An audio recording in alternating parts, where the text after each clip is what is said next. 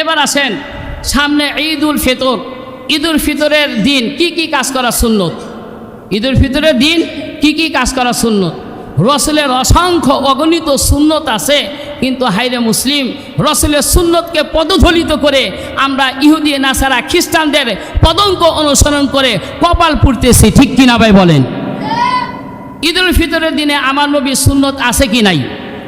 জোরে বলেন, আছে কি নাই? ঈদুল ফিতরের দিনে আমার নবীর সুন্নত আছে। এক নাম্বার সুন্নত, অনেক ভোরে ঘুম থেকে জাগ্রত হওয়া, সম্ভব হলে তাহাজ্জুদের নামাজ আদায় করে বলা যে আল্লাহ মাহে রমজান দিয়েছিলেন, আল্লাহ আমি তো দুর্বল, সঠিকভাবে রোজা রাখতে পারি নাই, আল্লাহ দয়া করে আমার দুর্বলতা কমজুরতকে আপনি কবুল করেন, কমজুরতকে আপনি মাফ করে আমার 30টা রোজা সেহরি ইফতারগুলো আপনি কবুল করে আনেন। অনেক সকালবেলা ওঠা, এটা এক নাম্বার সুন্নাহ। ঈদের দিনে দ্বিতীয় নাম্বার সুন্নত হলো গোসল করা। কি করা ভাই? গোসল করা। ঈদের দিনে তৃতীয় নাম্বার সুন্নত হচ্ছে মেসওয়াক করা। কি করা ভাই? মেসওয়াক করা।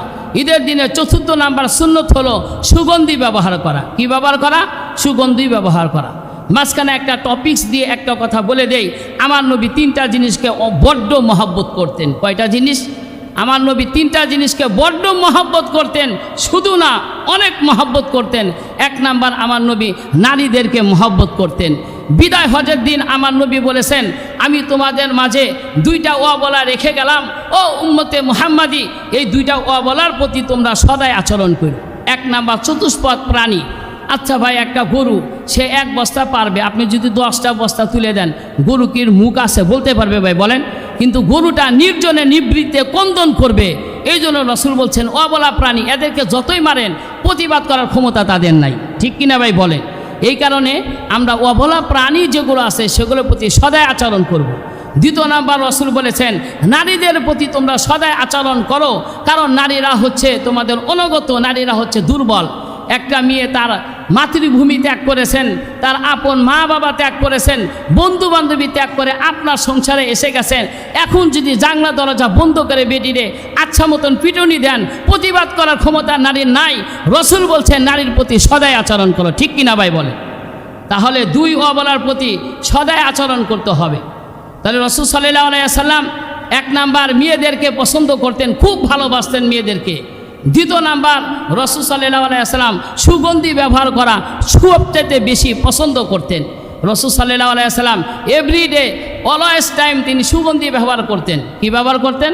সুগন্ধি ব্যবহার করতেন। এই কারণে যারা স্মার্ট পুরুষ, যারা ভদ্র এবং আভিজাত পরিবারের পুরুষ, তারা সবসময় সুগন্ধি ব্যবহার করবে। এটা রসুলের সুন্নত, নিজের ব্যক্তিত্বর বহিঃপ্রকাশ, ঠিক কিনা ভাই বলেন? যারা সুগন্ধি ব্যবহার করেন, এটা একদিক দিয়ে রসুলের সুন্নত, দ্বিতীয়ত নিজের ব্যক্তিত্ব প্রকাশের বহিঃপ্রকাশ। তাহলে সুগন্ধি ব্যবহার করা। কি ব্যবহার করা? সুগন্ধি ব্যবহার করা। এরপর হলো ঈদের দিনে ঈদগাহে যাওয়ার আগে মিষ্টি জাতীয় কিছু খাওয়া। মিষ্টি জাতীয় কিছু খাওয়া। ফুকায়ে কেরামগণ লিখছেন মিষ্টি তো অনেক পদেরই আছে, তবে খেজুর যদি খেয়ে যায় এটা সবচাইতে আলা আফজল। ঈদের নামাজের আগে 1-2টা খেজুর মুখে দিয়ে যাওয়া, অথবা একটু নাস্তা খেয়ে গেলেন, একটা মিষ্টি খেয়ে গেলেন। মিষ্টি যে কোনো জিনিস ঈদের আগে একটু খেয়ে ঈদগাহে যাওয়া, এটা একটা সুন্নাহ। এটা কি ভাই? একটা সুন্নাহ। এরপর যে সুন্নতের কথা হাদিসে এসেছে সেটা হচ্ছে ক্লিন পোশাক পরা। কি পোশাক? ক্লিন, পরিষ্কার পরিচ্ছন্ন পোশাক পরা। এখানে কিন্তু বলে নাই যে নতুন জামা, কোনো কেতাবের ভিতরে লেখা নাই যে নতুন জামা পরতে হবে। আপনার পোশাকের ভিতরে যেই পোশাকটা আপনার কাছে সুন্দর, যেই পোশাকটা সফট এবং ক্লিন, সেই পোশাকটা পরে ঈদের নামাজ পড়তে যাবেন। কিন্তু দেখেন আজ আমরা ঈদের মার্কেটকে এমন করে নিয়েছি যে কিস্তি করে হলেও আমাকে জুতা কিনতে হবে, কিস্তি করে হলেও আমাকে প্যান্ট কিনতে হবে।